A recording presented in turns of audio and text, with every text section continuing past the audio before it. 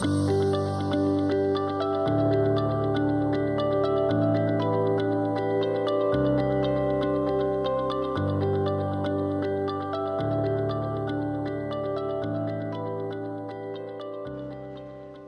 esta mañana con profundo honor ante la Corte Constitucional, primero reivindicando el invaluable papel que ha jugado para la institucionalidad de nuestro país esta Corte.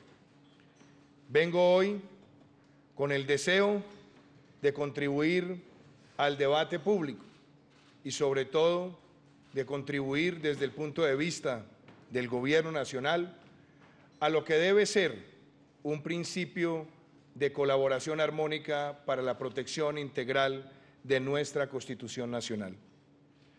Es cierto que hoy nos convoca, apreciado magistrado Rojas, reflexiones profundas sobre la sentencia T-236 del 21 de abril del año 2017. Pero espero, en esta intervención, elevar el contexto, invitar a los honorables magistrados a que hagamos todos una reflexión sobre la defensa, la protección del orden constitucional, en el marco, por supuesto, de la decisión que tomó la Corte, pero pensando, ante todo, cuál es el verdadero debate.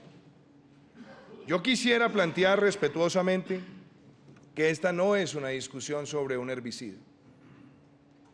La verdadera discusión es sobre la amenaza y los riesgos que enfrenta hoy nuestro país por cuenta del crecimiento vertiginoso en los últimos años de los cultivos ilícitos y las consecuencias que esto trae para el orden público, la seguridad nacional, la protección y el tutelaje de los derechos fundamentales de los colombianos, especialmente de aquellos más vulnerables que habitan las zonas que por años han tenido una presencia de cultivos ilícitos y que se han acentuado en los últimos años. Yo quisiera empezar haciendo una reflexión también a la luz de lo que ha sido la jurisprudencia de la Honorable Corte Constitucional en lo que tiene que ver con la defensa del orden público. Porque el pasado 7 de agosto juré como presidente de los colombianos defender integralmente la Constitución y es justamente en esa defensa integral donde la protección de los derechos fundamentales parte también de la capacidad efectiva que tenga el gobierno para hacer efectivo el control del orden público.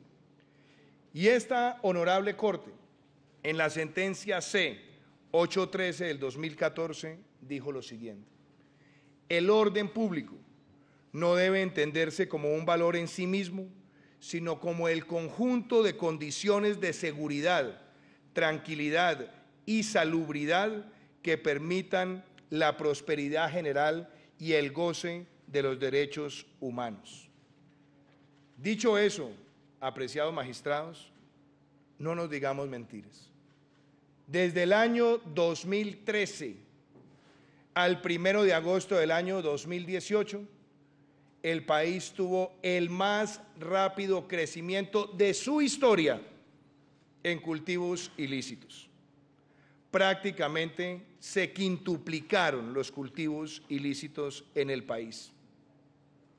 Y esa cifra no es menor, porque el ritmo de crecimiento en ese periodo fue del orden del 64% por año, después de haber visto Colombia que entre el año de 1999-2000 al año 2012, Colombia había representado internacionalmente la más rápida reducción en el mundo de países con cultivos ilícitos, disminuyendo de 180.000 hectáreas aproximadamente a menos de 60.000.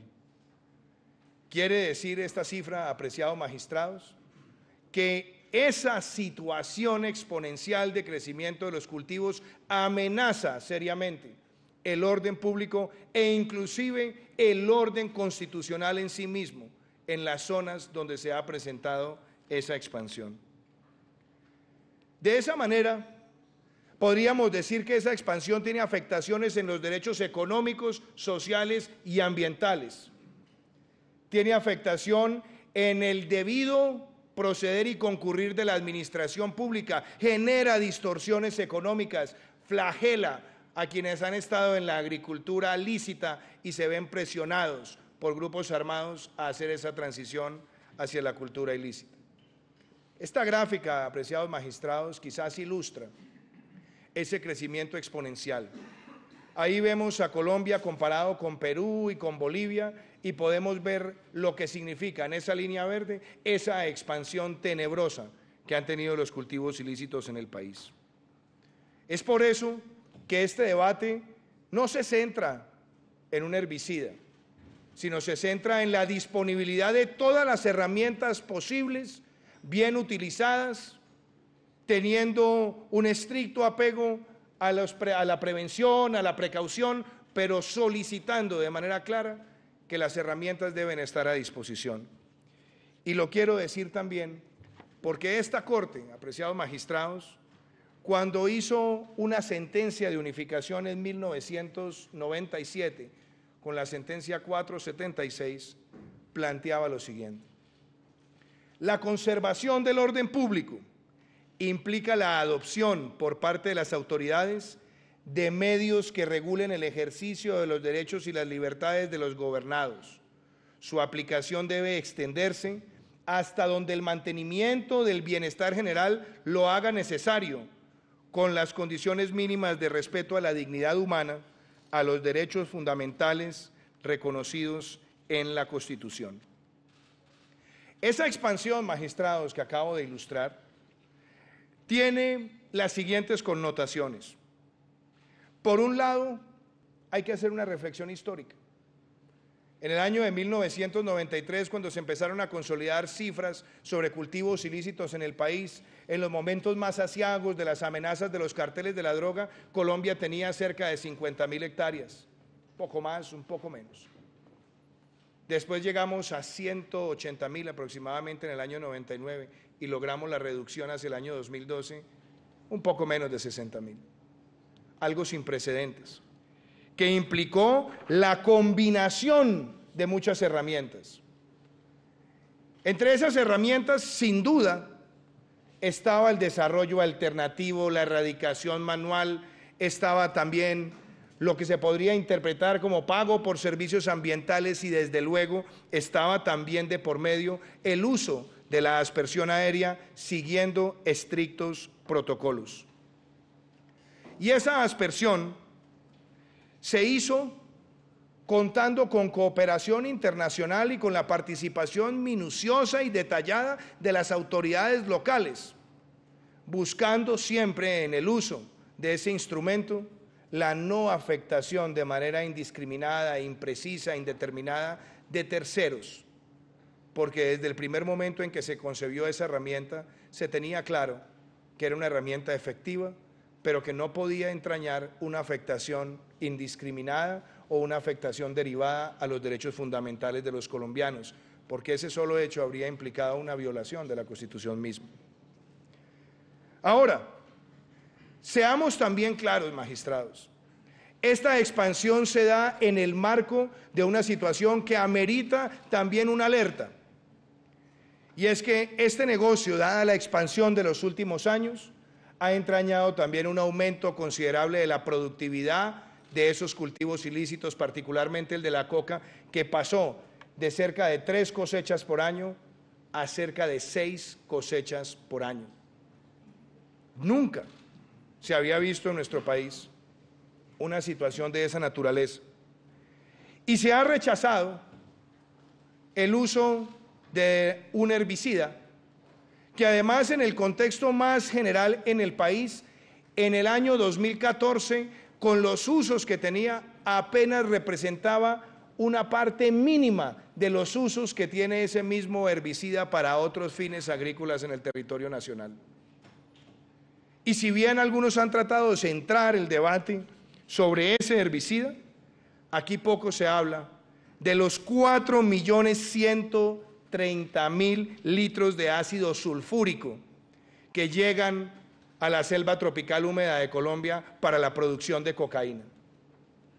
Poco se habla además de los 3 millones de litros de amoníaco Poco se habla de los 248.000 litros de ácido clorhídrico y poco se habla de los 102 millones de galones de gasolina o los 1.4 millones de sacos de cemento que se utilizan para la cadena criminal de la producción de cocaína, como lo ilustra esta gráfica. Es decir, que si el debate gira en torno al uso de químicos o al uso de herbicidas, también deberíamos tener en consideración cuáles son los usos indebidos de químicos indebidos en el territorio nacional que también están produciendo una afectación estructural a nuestra selva tropical húmeda.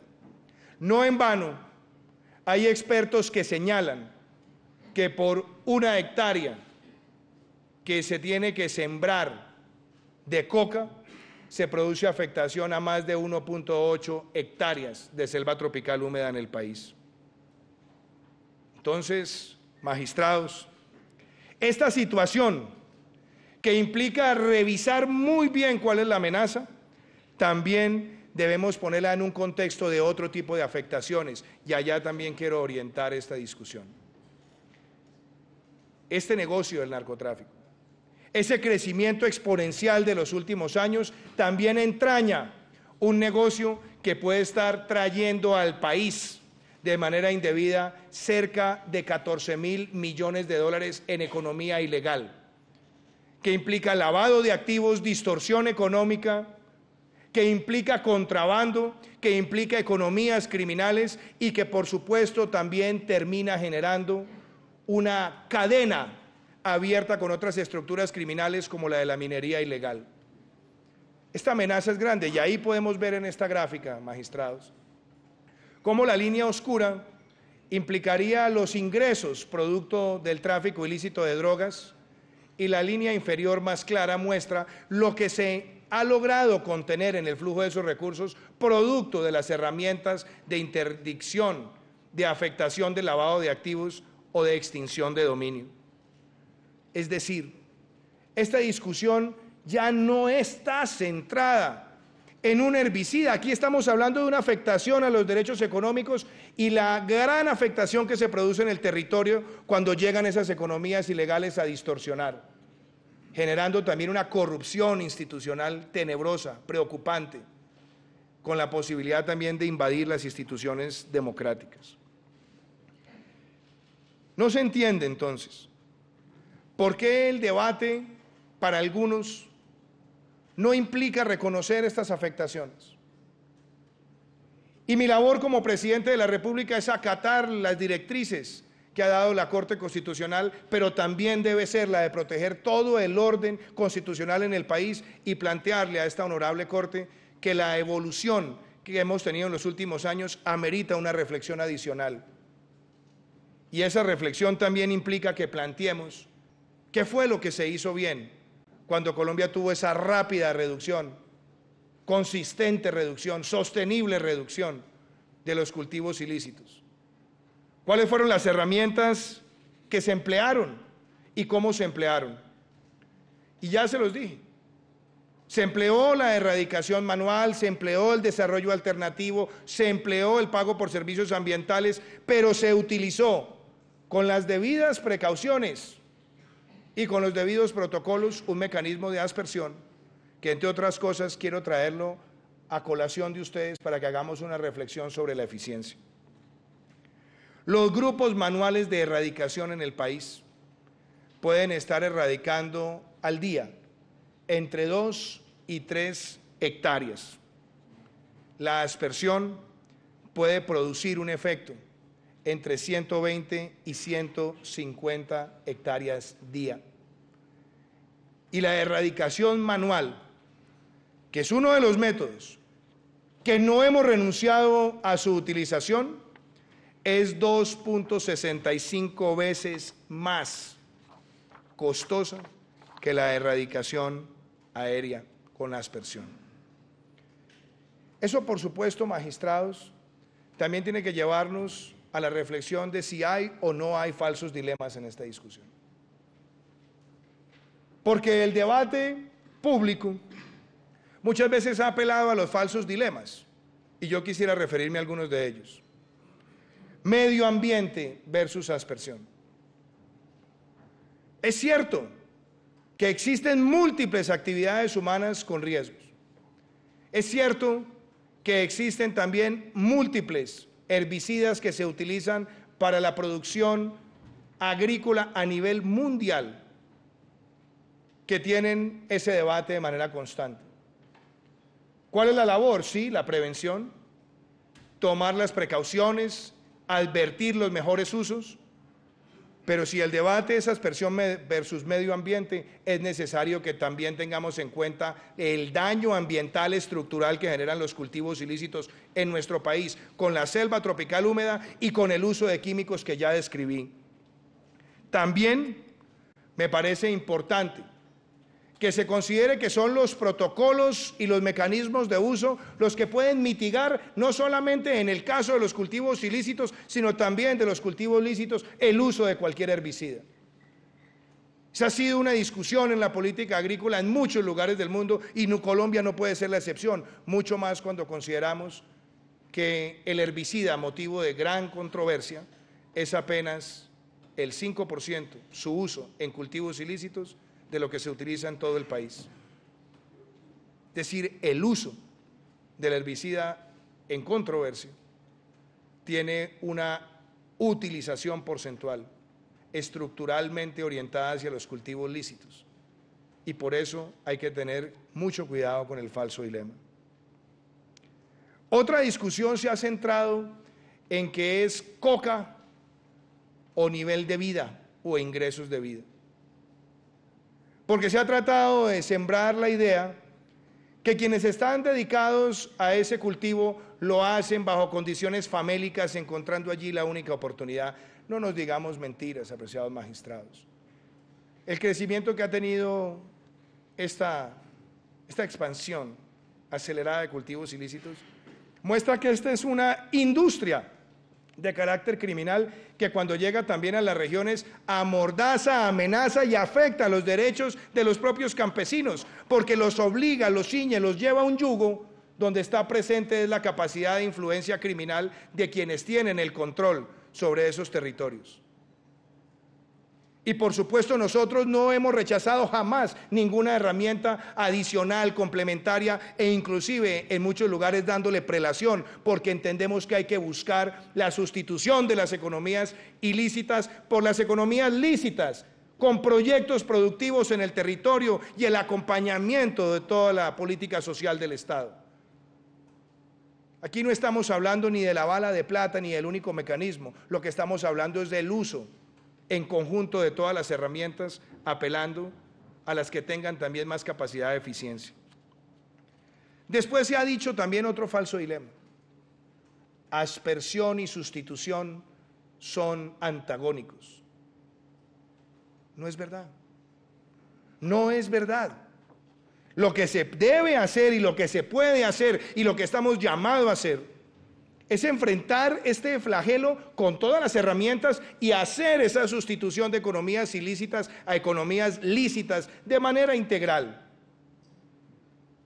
Y eso no quiere decir que nosotros no podamos ser más efectivos en algunos lugares del territorio, quizás con el desarrollo alternativo, quizás con la erradicación manual, pero también debemos reconocer las terribles afectaciones que se presentan frente a los grupos manuales de erradicación cuando tienen que enfrentarse a campos minados o a francotiradores desde las montañas, como lo vamos a ver a continuación con la siguiente gráfica.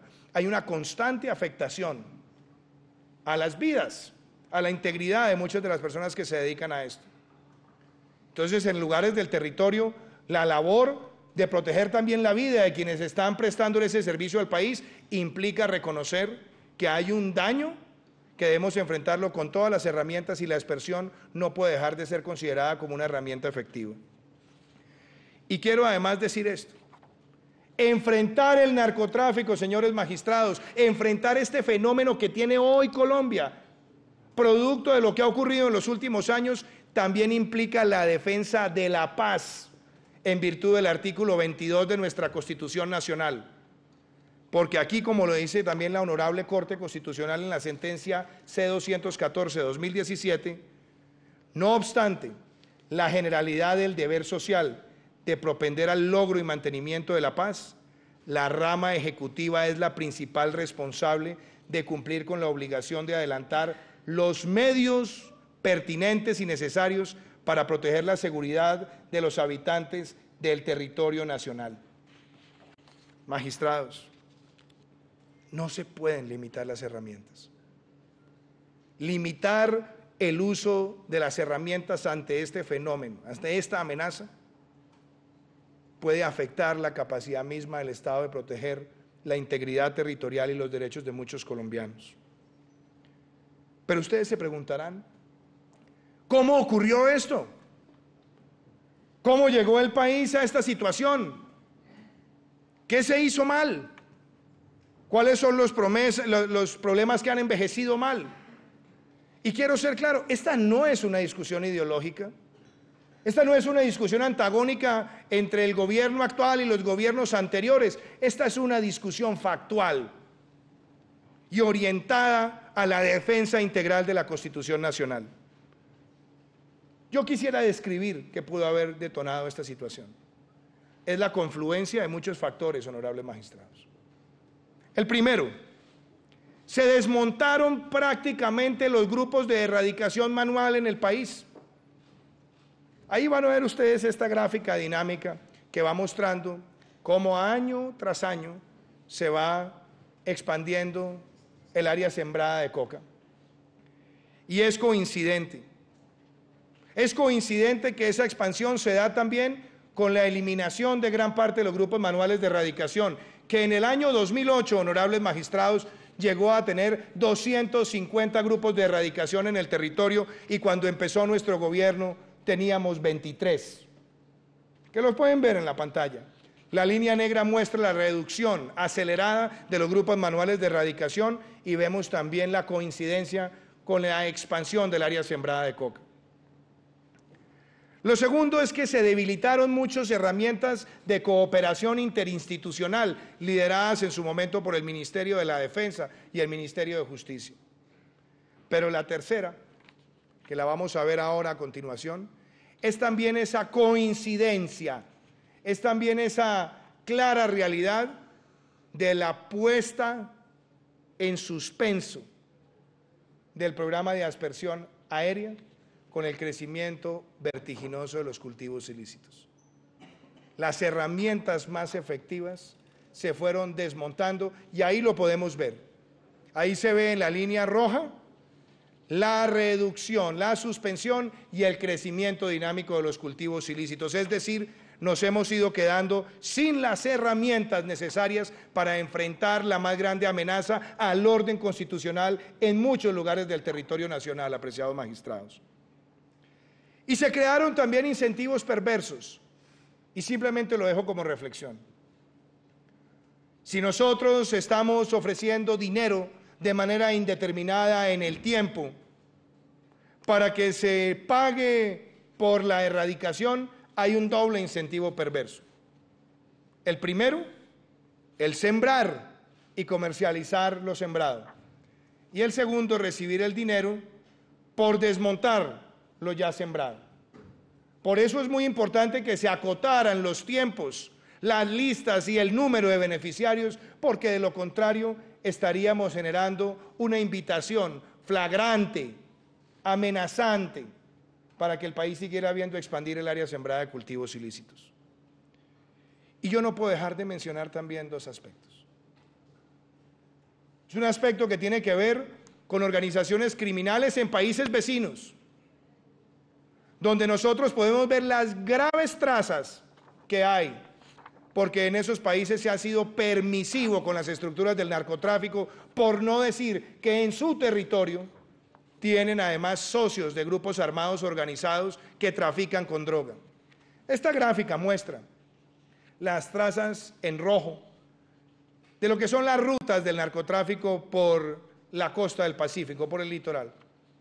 Pero también muestran en amarillo las trazas aéreas y también trazas marítimas desde Venezuela, que son además reconocidas internacionalmente por todos los institutos que monitorean el crimen organizado a nivel mundial. Y eso también amerita que hagamos la reflexión. ¿Por qué no se denunció en su momento? ¿Cuáles fueron las herramientas a las que se apeló para mostrarle al mundo y exigirle además a ese país que no alimentara esas estructuras criminales en Colombia? Y tampoco puedo dejar de mencionar, apreciados magistrados, la presencia peligrosa de carteles mexicanos en nuestro territorio, que los hemos ido enfrentando, sí, los hemos ido enfrentando, con determinación, pero también en los últimos años, con ese crecimiento exponencial, aumentaron su presencia en lugares del territorio colombiano.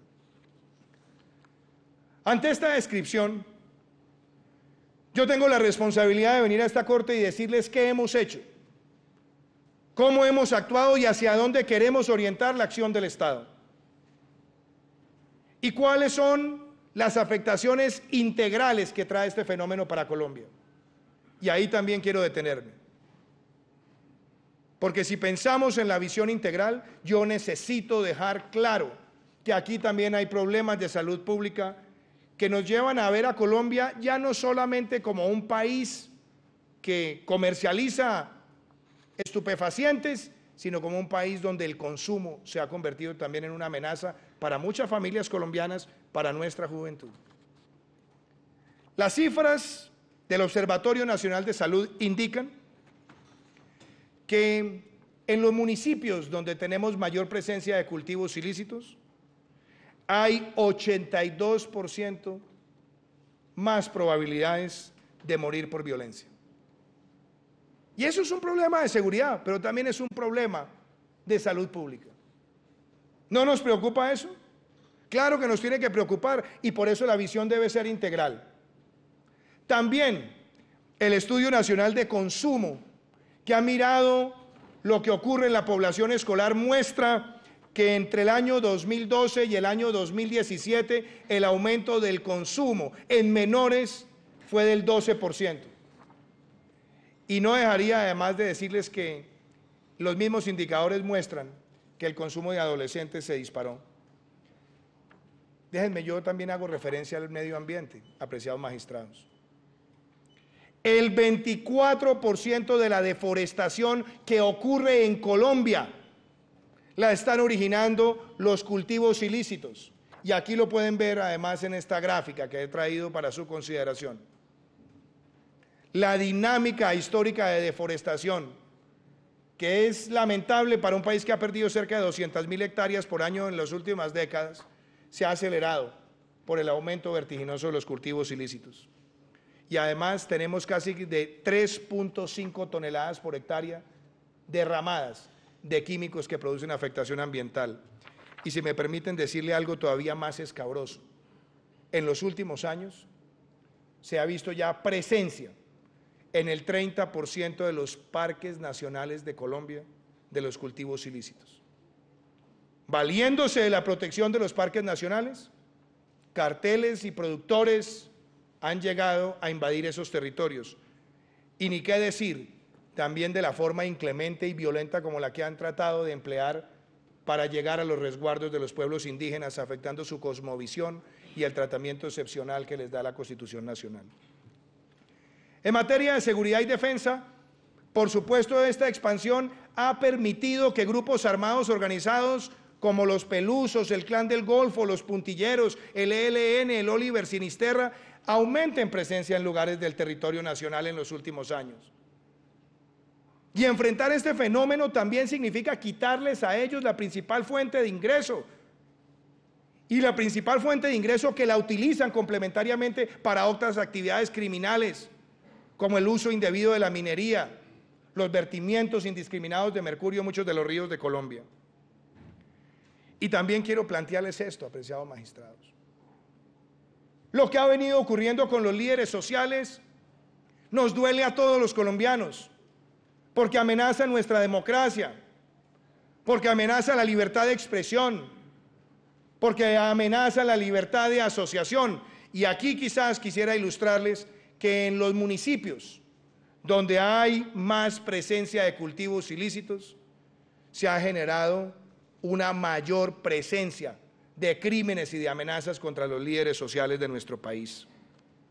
Entonces, Aquí estamos es ante la afectación de los derechos fundamentales y la afectación del orden institucional en el territorio. ¿Qué hemos hecho? Y aquí quiero precisar cuál es la labor del gobierno. Primero, cuando empezó nuestra administración, le dijimos al país que queríamos enfrentar este flagelo de manera integral y hemos lanzado 3 políticas públicas.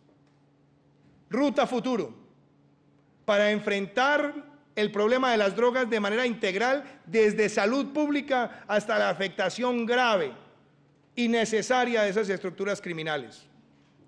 La política de paz con legalidad, para que quede claro que nosotros estamos con el firme convencimiento de hacer una implementación que permita la reincorporación de las personas que genuinamente están dejando la violencia y que quieren hacer una transición hacia una vida de convivencia.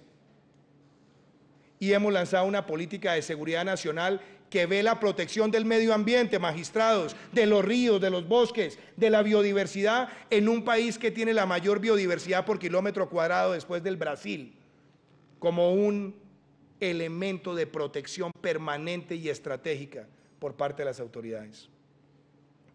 También hemos buscado la combinación de herramientas. Hemos aumentado los grupos de erradicación manual de 23 a 100. Muchos dirán, ¿por qué no llegar a 250? Desafortunadamente, después de un desmonte tan rápido, tener un salto a esos 250 no es fácil, porque no solamente se necesitan los erradicadores, sino la fuerza pública que los acompaña en el territorio. Y hemos logrado en un tiempo récord, en menos de 8 meses, esa tarea. Aumentar esos grupos, quintuplicar los grupos de erradicación manual. Y lo hemos hecho además con el entendido de que hay que afectar las estructuras de esos grupos criminales. Hemos afectado al Clan del Golfo, al ELN, a los puntilleros. Hemos afectado también al Oliver Sinisterra. Hemos dado golpes bastante contundentes contra criminales como Gentil Duarte o alias Guacho, que estaban traficando con drogas al servicio de muchos carteles. Pero no solamente nos hemos quedado ahí. Hemos buscado una atención integral y en lo que va de este gobierno se han cerrado 14 planes de desarrollo con enfoque territorial de los 16 que deberíamos tener. Y hemos habilitado más de 19 proyectos productivos con personas que están en el tránsito de reincorporación.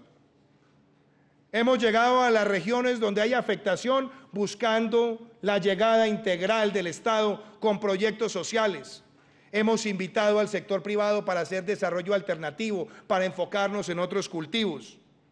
Hemos también continuado los pagos y honrado los pagos del programa PENIS, pero advirtiendo también que debe tener las limitaciones temporales por las propias capacidades fiscales y para no exacerbar más incentivos perversos para la expansión de esos cultivos en muchas regiones de Colombia. Hemos también respetado el criterio de la Honorable Corte Constitucional, pero hemos también armonizado lo que ha dicho la Corte con lo que debe ser la aplicación del Código de Policía para limitar el porte y consumo de dosis personal en las calles de Colombia y no, como se ha dicho, criminalizando. Todo lo contrario, se ha apelado a la sanción administrativa contemplada en el Código de Policía y hemos liberado más de 14.000 espacios escolares y más de 12.000 parques en el territorio nacional. Hemos avanzado en interdicción, aunque siguen existiendo retos, y hemos buscado la cooperación. Hemos erradicado en lo que va corrido de nuestro gobierno más de 80.000 hectáreas. Y se preguntarán ustedes, ¿por qué seguimos teniendo esas cifras? Porque la erradicación nuestra la hemos hecho en una parte con el PENIS, en otra parte con erradicación manual, tenemos amenazas de resiembra y si no tenemos todas las herramientas, seguiremos en esa constante lucha, donde el debate será lo contrafactual. ¿Cuánto estaríamos hoy si no hubiéramos hecho lo que hicimos, pero necesitamos quebrarle esa tendencia al crecimiento exponencial, magistrados? Y quiero también dejar claro que la concepción que nosotros tenemos del Estado Social de Derecho está centrada en la inversión social y nuestro plan de desarrollo no solamente está destinando 37 billones a lo que es el cumplimiento de la construcción de paz en el territorio, pero adicionalmente algo. Este gobierno ha consolidado el plan de desarrollo con la más grande inversión social que se haya visto en Colombia. Hemos logrado un plan de desarrollo, concebirlo, que se abre a discusión, de 1.100 billones de pesos, donde el 47% es inversión social. Todo esto lo quiero poner en un contexto, magistrados. ¿Cuál es mi pedido respetuoso a esta Corte? Primero, hemos acatado el fallo. Lo hemos acatado para prepararnos en el cumplimiento de los 6 elementos protocolarios que ustedes han planteado. Y estamos listos a dar el paso siguiente. Pero mi solicitud respetuosa es que haya una modulación de la sentencia. Una modulación que considere estas graves afectaciones. Una modulación que entienda que esta expansión de los cultivos realmente hace un daño tremendo al orden constitucional, al orden legal, al medio ambiente, a la seguridad territorial y a la protección de los derechos fundamentales. Aquí no somos defensores de un prurito en función de un herbicida, no. Lo que queremos es una visión integral y no podemos renunciar a ninguna de las herramientas. Pueden tener ustedes la plena certeza, y lo escucharán de mis compañeros de gobierno, que aquí lo que buscamos es la armonización de esa integralidad con la salud, con el medio ambiente, con la legalidad y sobre todo con la protección de los derechos de las comunidades, toda vez que este gobierno también cree, cumple y fehacientemente considera que los derechos como la consulta previa son necesarios en el territorio, mucho más cuando se trata de las minorías. Hoy ustedes van a escuchar a mis compañeros de gobierno en algunas de estas materias más detalladas. Pero la invitación que yo les hago, honorables magistrados, es a que reflexionemos todos. El artículo 113 de la Constitución, cuando habla de la cooperación armónica entre poderes, lo que busca es que entre todos tengamos un objetivo, una visión, un objetivo grande como país, que es la protección del orden constitucional. Yo no vengo a pedir cheques en blanco. Yo no vengo a minimizar ningún riesgo. Lo que vengo es a decir que este gobierno tiene la responsabilidad, la convicción y el deseo de integrar todas las herramientas con el apoyo de la Honorable Corte. ¿Para qué? Para que nosotros no tengamos más afectaciones en el territorio y entendamos que esa expansión exponencial de los cultivos ilícitos amenaza la construcción de la paz en nuestro país. No hay un honor más grande para un colombiano que el ser presidente de este país. Y no hay un honor más grande que el poder venir a esta Corte defendiendo y reconociendo su honorabilidad y su papel como bastión, protector, garante y tutelador de la Carta Política, para que entre todos le demos un mensaje contundente a Colombia. No controvierto las sentencias de la Corte. No controvierto ninguno de sus argumentos. A eso no vinimos. Esto no es un choque de poderes. Esta es un diálogo fraterno y de cooperación armónica que busca reconocer esta evidencia contundente, implacable, amenazante, diciéndoles que estamos haciendo todo lo que tenemos a disposición, pero una modulación le daría un fortalecimiento al orden público, a la defensa de los derechos fundamentales, y ese es el pedido que respetuosamente quiero hacerles, señalando que nosotros no renunciamos a ninguna herramienta. Seguiremos promoviendo también en el territorio el pago por servicios ambientales, la erradicación voluntaria y asistida, y seguiremos también invitando a los colombianos a que entendamos que esta no es una causa ideológica, que esta es una causa por la defensa de nuestra Carta Política. Muchísimas gracias.